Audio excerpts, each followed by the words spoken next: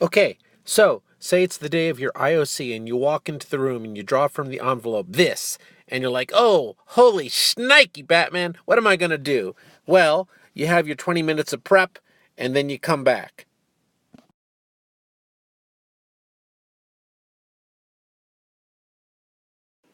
Okay, so you've done your 20 minutes of annotations, and now you're ready for your 8-minute commentary.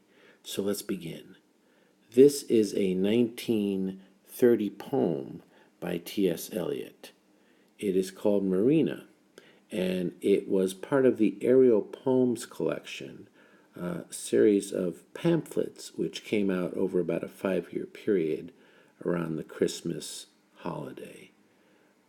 This particular poem features a couple of illustrations, and in these illustrations, Eliot made explicit, more explicit than usual, his theme to the illustrator. He said that the theme of this poem is paternity, with a crisscross between the text and the quotation. The text being that of Marina, with the reference to Pericles by Shakespeare, and the quote or the epigraph from Hercules Furens by Seneca, with a reference to Hercules and his family. So what I'd like to explore in this short commentary is the theme of paternity in relation to Eliot himself, Pericles, and Hercules. First, with Eliot himself, Eliot wrote this when he was about 42 years old. He was struggling or coming to grips with the fact that he would likely never have children or a daughter of his own. He had recently lost his father about 10 years prior, his sister about 3 years prior, and his mother about a year before writing this poem. His second wife once said that he would have loved to have had 10 children. Now, knowing this about Eliot, knowing his want or longing for children of his own, longing for paternity, longing for a daughter, we can see influences of that and echoes of his own personal life in this poem, which are sort of antithetical to his own theories, which he posits in his famous essay, Tradition and Individual Talent. Next, let's move on to Pericles. So Pericles is a play by Shakespeare written around 1609, and it features the character Marina.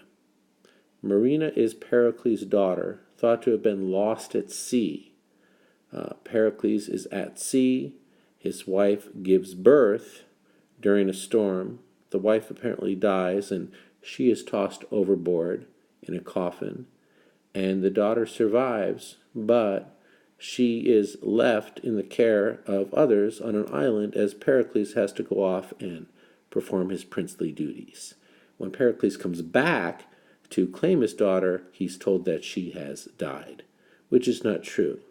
She's been taken by pirates, sold off into a brothel. She eventually escapes the brothel. But to make a long story short, this is a recognition scene.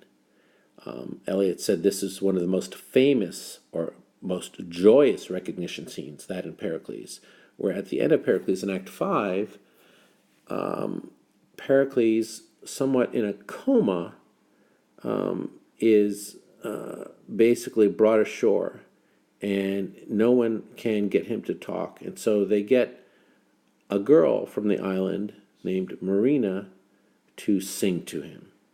And she sings, and eventually they share stories, and Pericles finds out that it is his long-lost daughter Marina, and he's overjoyed. Eventually they go off and they find that his wife and her mother is also still alive. And there's this joyous scene of reunion. Eliot wished to crisscross this joyous scene with the other extreme, that of Hercules. In the epigraph in Latin, it says, "What place is this? What region, what part of the world?"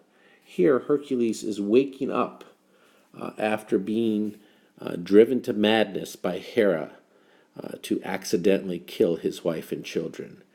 And he is just horrified at what he's done, and he really just wants to commit suicide until he's talked out of it, and goes on later to perform his famous 12 labors as a sort of penance. So here we have these various extremes of paternity. And then the poem itself begins with what seas, what shores, what gray rocks, and what islands. In this opening stanza, we have a number of literary devices, poetic devices used here. We have alliteration, right, with the repetition of the initial consonant sounds, what, or the W's and the S's. We have assonance with the repetition of vowel sounds. We have anaphora with the first word repeated, what. We have rhyme, right, throughout the poem. And we also have repetition. Now, there's no real metrical pattern in the poem, but these poetic devices serve to unify the poem nonetheless, and they create this sort of incantation. It's sort of like a chant with a lot of appeals to the senses, right? We have appeals to smell, to sight, to sound, even to touch. So let's go through a few of these devices here. So in the opening line, you could even say we have onomatopoeia, right? There's an ebb and flow in this diction, right? It emulates the waves lapping against the shore, what seas, what shores, right? And we can almost picture the water lapping against the bow. And then suddenly we have the sense of smell, right? The scent of pine and the wood thrush. The wood thrush is a North American bird. And as Pericles or Hercules, obviously we're never in North America, this could be a reference to Eliot's childhood, growing up, or at least spending some of his childhood in Maine and Massachusetts. And again, this is important. We have the word singing in this line, which is maybe a reference to Marina singing to her father Pericles, right? Singing through the fog, sort of guiding her father out of his coma, and also guiding Eliot in a way back to his childhood, back to his home, so to speak. In the second stanza, we have a lot of long lines and a lot of short lines. These all reference 4 of the deadly sins. We have wrath or gluttony in this first line. We have pride in the second with the glory of the hummingbird. We have sloth in the third line, and you could say lust in the fourth. We have these very long lines, right, that are enjammed, where the meaning is delayed to the next line, which ends in the monosyllabic death. So we have epistrophe here, right, with the end word meaning repeated for this sort of effective incantation. And this is also a reference to Dante's Purgatory, or Purgatorio, about the sins. This could be Pericles, or it could be Hercules thinking about their guilt, about why did this happen to them or to their children.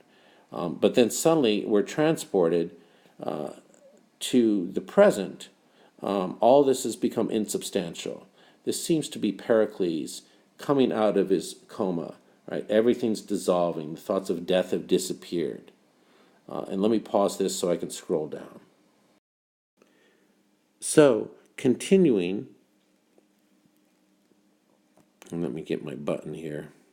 Continuing here, we have Pericles supposedly here in this stanza, finding it hard to believe that it is his daughter. What is his face less clear and clearer? It's a paradox. He doesn't want to believe it. He doesn't want to be overjoyed. There's actually a quote from the play where he can't believe it. He tells his man, "Don't let me die of joy." right? And then the pulse in the arm. There's also a quote from Pericles about the pulse in Marina's arm. Is this really her? No, I can't believe it, right? This paradox that Eliot conveys. And then suddenly here you have a reference to whispers, small laughter, hurrying feet. This could be Hercules, perhaps remembering his children, or it could even be Eliot's personal life and memories. Or again, it could be Pericles, but probably not unless it's his imagination. And then suddenly you have this extended metaphor of the boat, right? And you'll see that the boat is discussed, but it's stopped with a period. And then apparently Pericles is then talking about his daughter. I made this, I have forgotten and remembered. Again, this back and forth, forgetting and remembering. What's interesting is the Greek word, or the etymology of the word poem, poema from Greek, is I made this or I created this. So this could be Eliot talking about the poem itself and how he's created this poem. This poem, in a way, is his daughter, right? And it goes on another period, and then talking about the boat, or this extended metaphor of the boat, and how the boat could be the vehicle or the body, right, which carries the soul. This could also be a metaphor for Eliot's Christian awakening or recognition in 1927. So what Eliot is doing here in this poem is he's making it new according to his theories, right, fusing tradition with all the allusions to Pericles and Hercules, and the really new, the modern, right? He's rearranging it so that now we think of Hercules and Pericles in a slightly different way, just as he posits in his essay, Tradition. And then also, he does cut out the personal. We have an early draft of this which makes clearer references to his time in Gloucester, Massachusetts as a boy, but there are still hints of his own personal life and his longing for paternity, which unfortunately doesn't happen. So you have these various awakening extremes here in the poem with Pericles and Hercules, but even an awakening for Eliot, or a recognition perhaps of his Christianity at this time, or perhaps of his sense of coming home. He did become a godparent at this time, and so maybe he's finding home. In addition to paternity, there's a sense of homecoming with Pericles. He finds home with his daughter and his wife. Hercules eventually gets remarried and has other children. He finds home after his penance of his 12 labors. And Eliot, you could say eventually, even though he's dislocated in England from his native America, you could say he eventually finds home in England and in that literary tradition and with his godchildren. I've had to rush this due to time, but I hopefully was able to go over some of the notes that I made. Thank you.